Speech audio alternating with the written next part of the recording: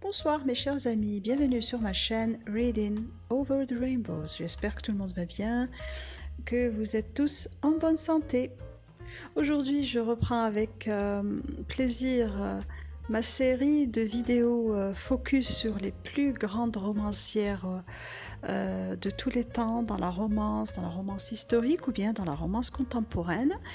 Et aujourd'hui, on va mettre les projecteurs sur Tessa Dare. J'en ai parlé à plusieurs reprises dans mes différentes vidéos. J'adore ces livres, j'aime beaucoup ces romances parce qu'il y a beaucoup d'humour déjà. Je trouve qu'il y a une pincée de tout, une touche de tout dans ces livres. Alors, une touche de sensualité, d'originalité. Ces livres sont très drôles. Les personnages sortent de l'ordinaire. Ils suivent pas toutes les lois du 18e ou du 19e siècle. Les différentes héroïnes sont très fortes de caractère, indépendantes. La spécificité de Tessa Dare, c'est que sa romance commence très vite. C'est-à-dire, elle ne nous fait pas vivre pendant toute la moitié d'un livre une description assommante de ce qui va se passer. Non, pas du tout. On est là dès le départ, dès le premier chapitre, paf, là, il y a une histoire rocambolesque qui commence et on est happé dès les premières pages et c'est génialissime. Ces histoires d'amour sont envoûtantes, adorables, avec une petite touche de suspense, un peu d'érotisme, et le mélange donne une histoire extraordinaire. Je vais procéder comme d'habitude, on va faire série par série, on va commencer par la série Les Héritières. Alors dans cette série, il y a 4 tomes. Mon préféré de cette série, c'est le premier, Il était une fois un duc, en anglais Romancing the Duke. J'en ai parlé à plusieurs reprises, c'est une histoire magnifique. Les héros sont Ransom et Isolde. C'est l'histoire de Isolde ou bien Izzy qui n'a plus rien et qui va hériter d'un château délabré. Ce château est déjà habité par le duc de Rothbury qui ne l'a jamais vendu, mais là ils vont être obligés de vivre ensemble et de trouver une solution à leur situation. L'histoire est magnifique, je vous conseille vivement de la lire et je lui ai toujours donné un 5 sur 5 et je ne changerai pas d'avis. Dans cette série, j'aime aussi le 4e tome, À cause d'un rendez-vous galant. Les héros sont Pierce et Charlotte, et Pierce est marquis de Granville. Il est agent secret au service de la couronne. Et lors d'un bal, quand il fouille la bibliothèque du maître des lieux, il est rejoint par Charlotte Haywood qui va le mettre en garde contre sa mère parce que c'est une hystérique et qui veut la marier à tout prix. Donc elle va lui dire, elle va sûrement nous tendre un traquenard, elle va tout faire pour qu'on se marie. Mais le destin va les rattraper, donc ils vont être surpris en tête à tête et obligés à se fiancer. Et donc Charlotte est catastrophée et elle cherche désespérément un moyen pour échapper à ce mariage imposé. Quant à Pierce, il va être attendri par cette charmante gaffeuse et bientôt il va être vraiment attiré par cette sensualité à fleur de peau. Je vous conseille aussi de lire ce tome, l'histoire est très très belle, il y a toujours tous les ingrédients de Tessa Dare dedans et donc je vous conseille de le lire et je lui donne un 4 sur 5. Je passe maintenant à la 2e série, Girl Meets Duke. Cette série comporte 4 tomes. Les 3 premiers tomes ont été traduits en français. Le 4e tome n'est pas encore sorti. Il devait sortir en mai 2021 et Tessa Dare ou bien sa maison d'édition ont expliqué qu'il y a eu des problèmes et donc il sortira peut-être en 2023, fin 2023 ou début 2024. Donc je commence par... Alors dans cette série, les 3 tomes qui sont sortis, qui ont été traduits sont excellents. Moi je les aime tous. Je vais commencer par le premier tome, c'est Un drôle de mariage ou bien The Duchess Deal. J'en ai parlé à plusieurs reprises dans presque toutes mes vidéos qui parlent de romance historique. Les héros sont Ash et Emma, donc le duc d'Ashbury ou Ash a un gros problème, il doit se marier pour avoir un héritier. Il devait se marier et donc il a rompu avec sa fiancée Et de ce fait, donc Emma, qui est la couturière de sa fiancée, vient le voir parce qu'elle est aux abois. Elle a fini la robe de mariée, mais personne ne veut la lui payer. Elle n'a pas froid aux yeux, elle est forte de caractère, elle va demander son dû, mais face à elle, il y a quelqu'un de calculateur. Il va se dire, bon, elle répond à tous les critères requis, hein. J'ai besoin d'un héritier, donc pourquoi pas elle, hein. Et la robe de mariée est toute prête, elle est jolie.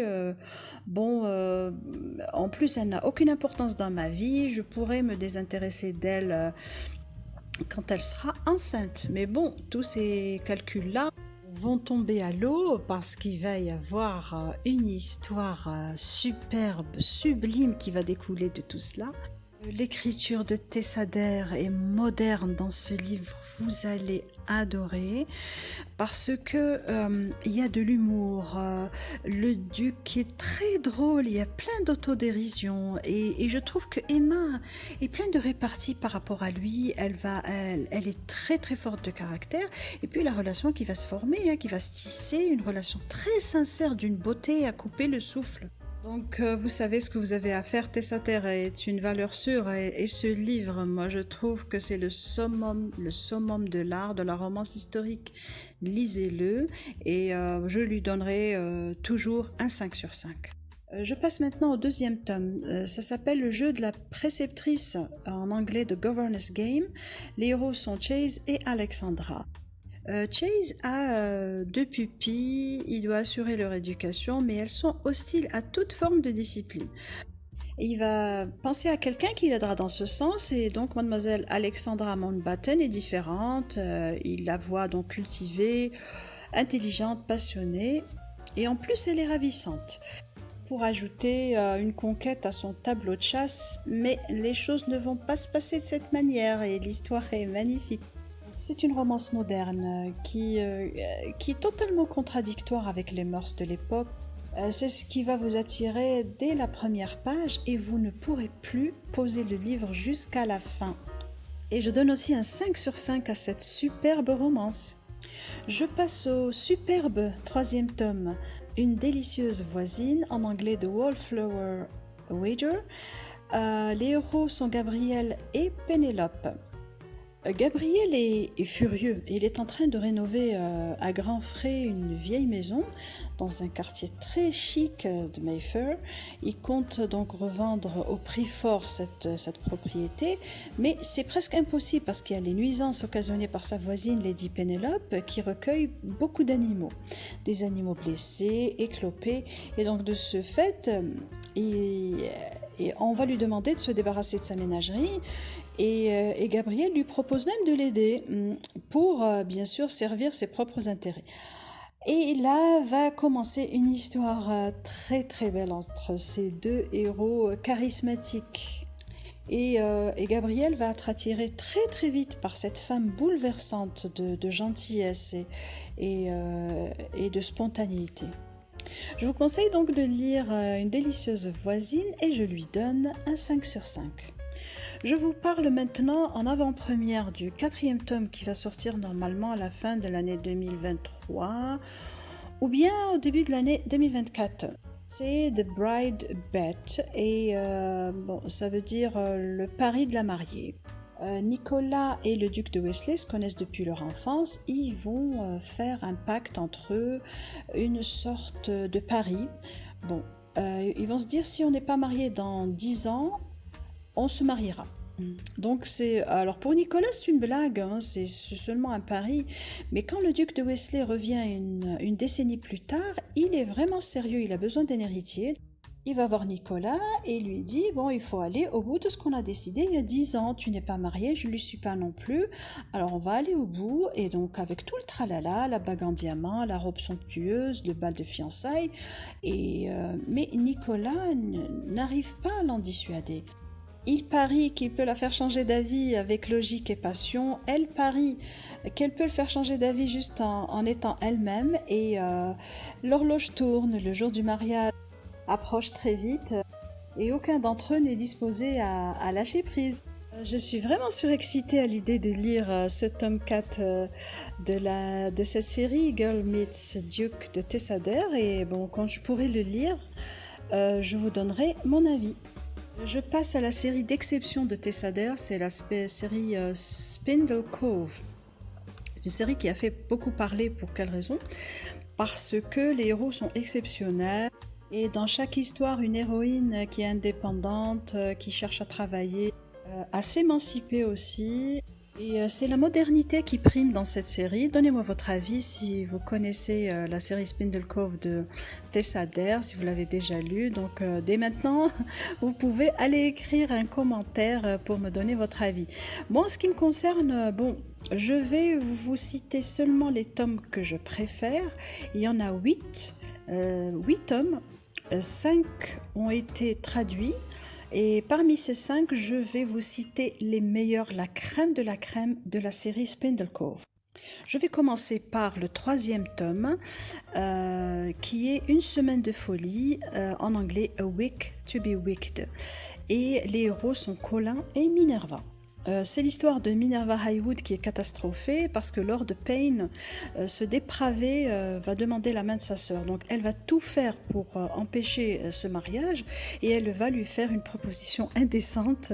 Elle va même lui proposer de le payer pour qu'il ne se marie pas avec sa sœur. Et l'histoire qui va en découler est géniale, très très belle. Je vous conseille de la lire et je donne un 5 sur 5 à Une semaine de folie. Lisez aussi le tome 4, Un mariage au clair de lune, en anglais Lady by Midnight. Les héros sont Samuel et Kate. J'ai beaucoup aimé ma lecture, c'est une histoire d'amour entre Thorne et Kate qui est très très belle. Bien sûr, le héros est vraiment blessé par la vie, il ne croit plus en rien et Kate va lui réapprendre à vivre et surtout réapprendre à aimer. C'est une histoire très romantique que vous allez savourer, dévorer en une nuit, j'en suis presque certaine. Les livres de Tessa Dare ne restent pas longtemps sur notre table de chevet, ça je peux vous l'assurer. C'est vraiment addictif, on les lit facilement, rapidement, les histoires sont belles, les héros sont splendides. Je vous conseille de lire Un mariage au clair de lune et je lui donne un 5 sur 5. Je passe à une autre série, c'est le Stud Club Trilogy et dans cette série j'ai aussi mon préféré, c'est La valse de minuit. En anglais One Dance with the Duke, les héros sont Spencer et Lady Amelia. C'est l'histoire de Spencer Dumas, 4e duc de Morland, qui, toutes les nuits, choisit une dame pour danser une valse de minuit à couper le souffle, mais aucune d'entre elles n'a retenu son intérêt. Et personne ne l'emporte jamais sur le duc, jusqu'à ce que Lady Amelia d'Orsay tente sa chance. Et parce qu'elle est vraiment désespérée, elle revendique la danse auprès du duc et vole son cœur sans le savoir. Et elle va demander à Spencer d'effacer les dettes de son vaurien de frère et elle n'imagine pas ce que cette danse, cette valse et ces joutes verbales entre eux vont engendrer. Je trouve que cette romance est parmi les plus belles histoires de Tessa Dare. Faites-moi confiance, lisez-la. Les personnages sont attachants. Il y a plein de rebondissements aussi. On ne dort jamais quand on lit un livre de Tessa Dare. Il y a toujours quelque chose qui arrive et qui nous fait sourire, qui nous fait rire, qui nous fait penser. C'est génialissime. Je vous conseille de lire Valse de minuit de Tessa Dare et je lui donne un 5 sur 5. Je passe maintenant à la dernière série, c'est la série des 3 destinées. Dans cette série-là, il y a 4 tomes. 3 ont été traduits, un tome est toujours en anglais, c'est le premier tome. J'ai mon préféré bien sûr dans cette série, c'est l'impulsive, en anglais Goddess of the Hunt. Les héros sont Jeremy Trescott, comte de Kendall, et Lucy Waltham.